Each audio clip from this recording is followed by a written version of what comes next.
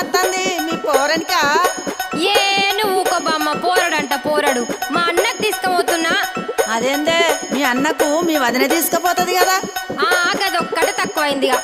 మా వదినకు చీరలు కావాలి, లిప్స్టిక్లు కావాలి, అది కావాలి, ఇది కావాలని అన్ని అడుగుడు తెలుసు కానీ ఇవన్నీ చెయ్యది. అవునా?